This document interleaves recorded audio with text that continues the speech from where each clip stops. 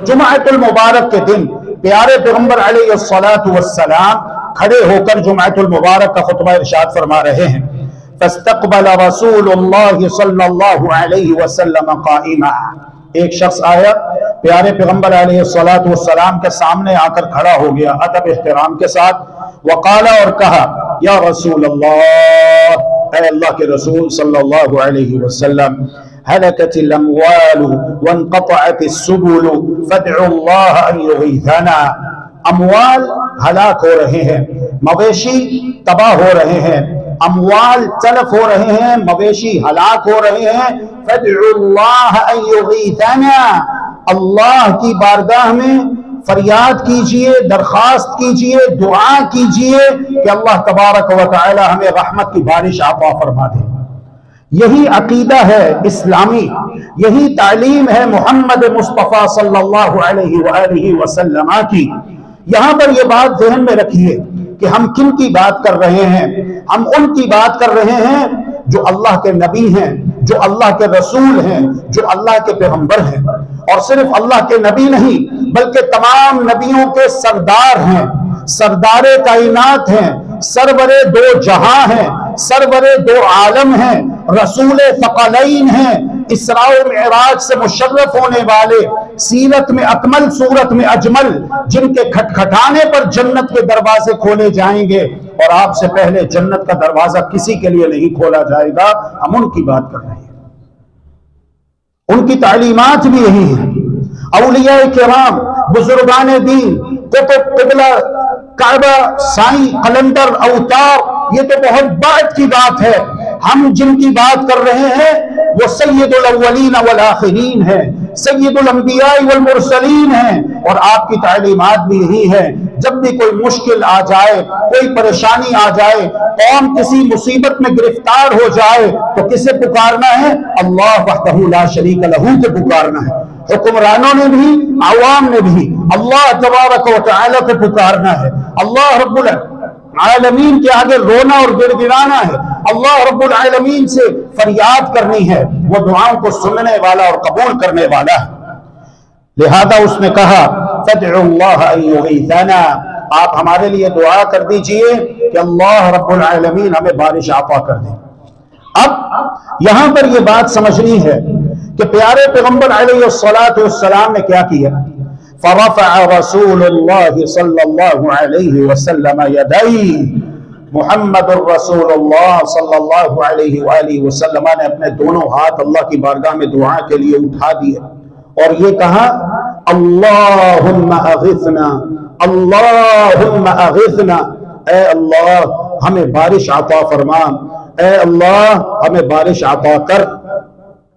یہ نہیں کہا کہ ہاں اللہ رب العالمین نے مجھے اختیارات دیے ہوئے ہیں، اللہ نے مجھے اختیارات دیے ہوئے ہیں، کوئی مسئلہ ہی نہیں، ابھی میں بادل کو حکم دیتا ہوں بارش برس جائے گی۔ ایسی کوئی بات محمد الرسول اللہ صلی اللہ علیہ وآلہ وسلم نے بیان نہیں کی، بلکہ عقیدہ اسلامی یہ ہے، تعلیمات محمد مصطفیٰ کی یہ ہیں صلی اللہ علیہ وآلہ وسلم کہ تمام تر اختیارات اللہ وحدہ لا شریک لہ کے ہاتھ میں ہیں۔ میں محمد صلی اللہ علیہ وآلہ وسلم کا عقیدہ کیا ہے؟ قرآن بیان کرتا ہے، قرآن مجید، قل لا اقول لكم عندي خزائن الله ولا اعلم الغیب ولا اقول لكم انی ملک، اے پیارے پیغمبر آپ کہہ دیجئے کہ میں تم سے یہ نہیں کہتا کہ میرے پاس اللہ کے خزانے ہیں، نہیں، اللہ کے خزانے اللہ کے پاس ہیں۔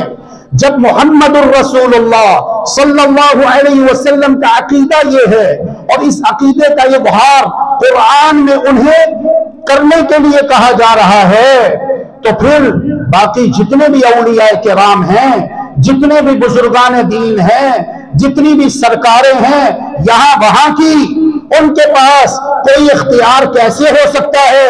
کسی کے پاس کوئی اختیار نہیں ہے۔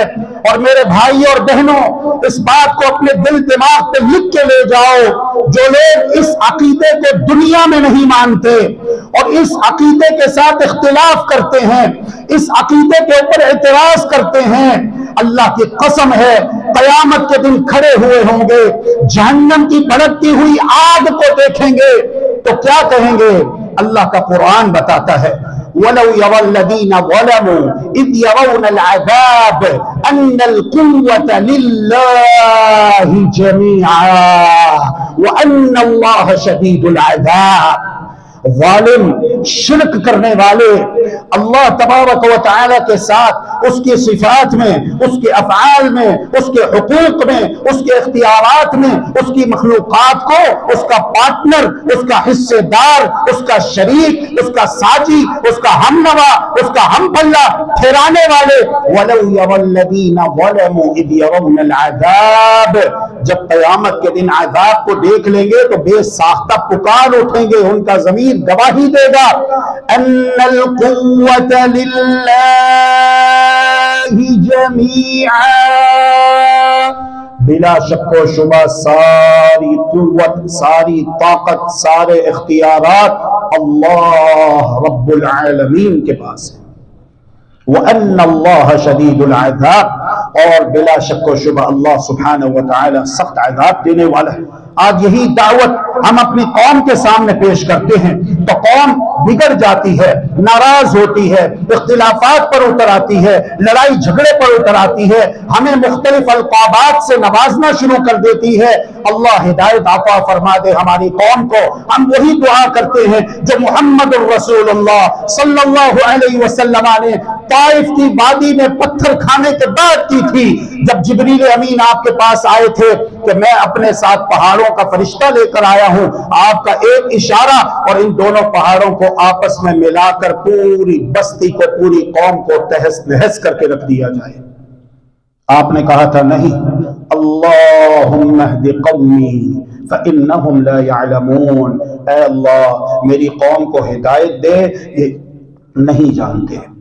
ہم یہی دعا کرتے ہیں اللہم اہد قومی فإنہم لا يعلمون، اے اللہ ہماری قوم کو ہدایت دے، یہ نہیں جانتے۔ سارے اختیارات اللہ رب العالمین کے پاس ہے۔ یہ قرآن کی آیت ہے، اللہ کی قسم یہ آیت اگر سمجھ میں آ جائے تو شرک کے مراکز کا خاتمہ ہو جائے۔ شرک کے مراکز اور شرک کے اڈے جتنے بھی قائم کر رکھے ہیں لوگوں نے، یہ ختم ہو جائے اگر یہ بات، یہ عقیدہ مسلمان کو سمجھ آ جائے، یہ عقیدہ مسلمان کو سمجھ آ جائے۔ اس دنیا میں جن کے بارے میں کہنے والا کہتا ہے بعد از خدا بزرگ توئی قصہ مختصر، اللہ رب العالمین کے بعد اگر اللہ کی خلق میں سب سے اعلیٰ و افضل ارفع مقام کسی کا ہے تو وہ محمد الرسول اللہ صلی اللہ علیہ وسلم کا ہے۔ لیکن آپ بھی اپنی آخری سانسوں کے دوران اپنی تمام تر قوت و طاقت کو جمع کر کے اپنی امت کو کیا نصیحت فرماتے ہیں؟ یہود و نصارہ پر اللہ کی لعنت ہو۔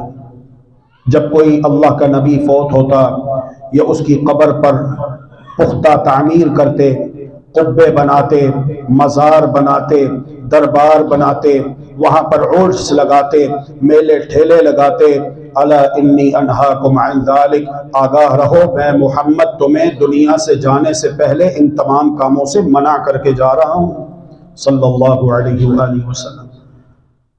اور آپ نے اللہ کی بارگاہ میں دعا کی اللہم لا تجعل قبری وثنا یعبد، اللہ میرے اس دنیا سے جانے کا وقت آ چکا ہے، عن قریب جب میں مر جاؤں گا، مجھے موت آ جائے گی تو مجھے دفنایا جائے گا، اللہ میری دعا یہ ہے، اللہ میری دعا یہ ہے اللہم لا تجعل قبری وثنا یعبد، اللہ میری قبر کو میلہ گاہ نہ بنانا کہ لوگ یہاں پر میلے ٹھیلے کریں، عرس لگائیں، یہاں پر آ کر بھیڑ ہو، زحام ہو، رش ہو۔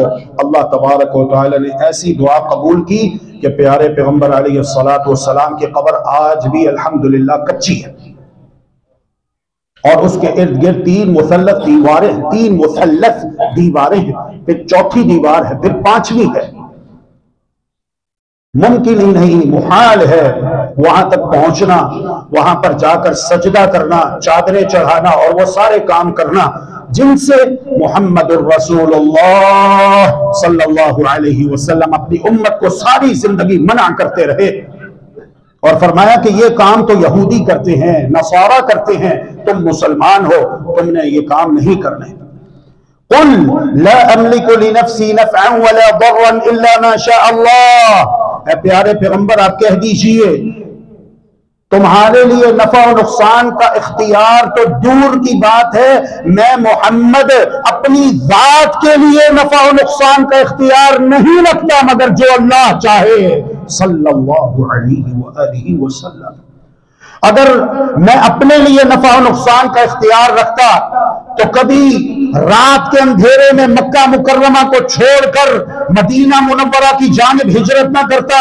अगर मैं अपने लिए कोई इख्तियार रखता तो जंगे उहद में मेरी पेशानी जख्मी ना होती, मेरा दांत न टूटता, मुझ पे गशी तारी ना होती, मेरे 70 रुफका को 70 जानिसारान को मेरी आंखों के सामने शहीद ना किया जाता, मेरे 70 बेहतरीन कुर्रा सहाबा रुफका को मदीना तय्यबा से बाहर लगाई हुई घात में बुरे तरीके से शहीद ना किया जाता। अगर मैं गैब जानता तो अपने लिए बहुत सारी खैरो भलाई जमा कर लेता। मेरे मुसलमान भाइयों और बहनों, ये अल्लाह का कुरान है।